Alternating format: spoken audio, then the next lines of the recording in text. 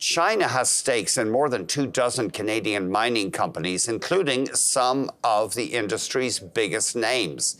And now the Canadian federal government is trying to crack down on foreign investment, state-controlled investment in critical minerals.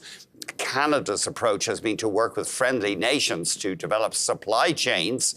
Of course, the US is the leading partner.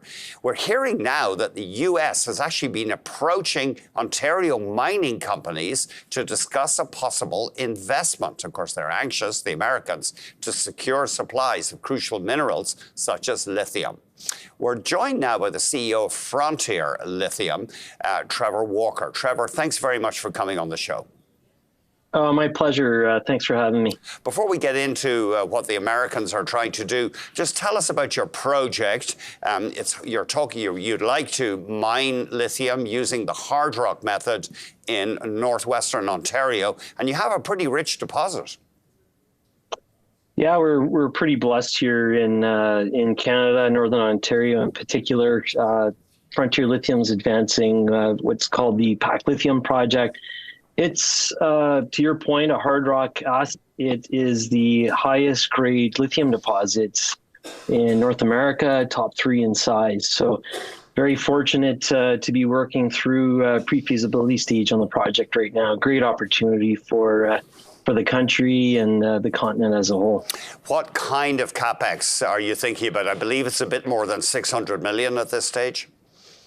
Yeah, looking at multiple phased approach to construct and commence operations, but looking forward to both phase 1 and phase 2, essentially about $700 million US dollar capex to build that project in its entirety.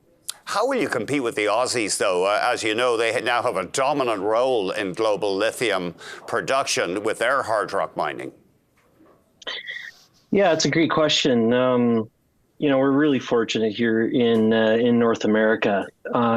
Really, stepping back and listening to your opening remarks, just to take a step back for a second, there's really a deglobalization process that we see taking place around the world.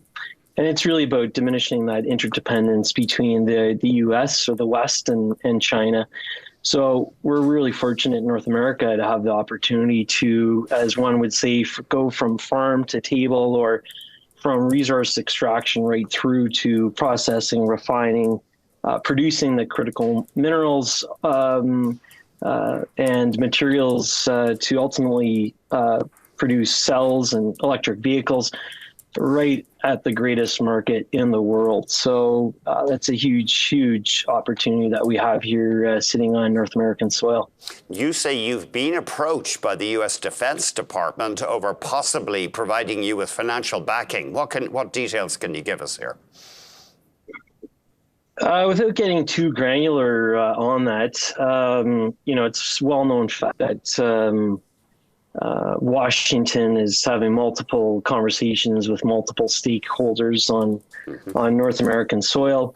About a month ago, roughly $2.3 billion was laid out by the U.S. government to strategic companies with strategic assets and potential to feed into the EV supply chain. So it's of no surprise, given the strong trading relationship between Canada and the U.S., as well with Canada being so blessed with critical mineral resources that Washington's having increased conversations.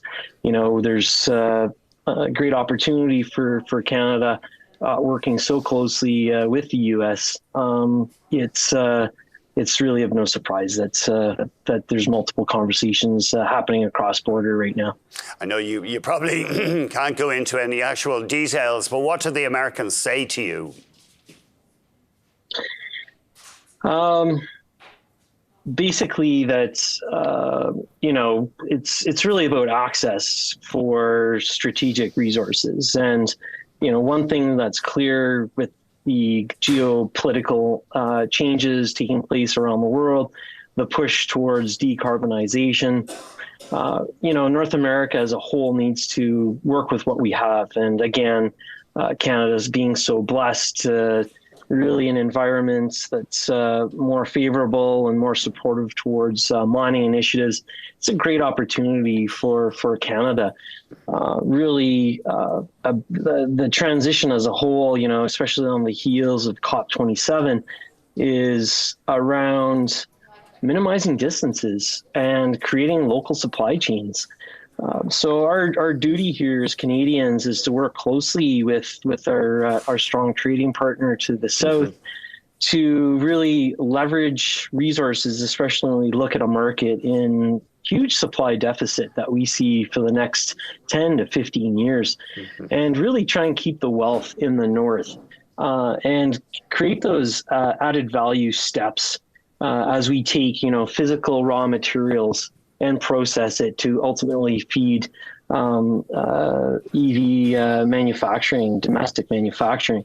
The U.S. Inflation Reduction Act is really about opening the borders, and essentially we have the ability here in Canada to mine, process, refine, produce electric vehicles, and receive customers in the U.S. receive tax credits.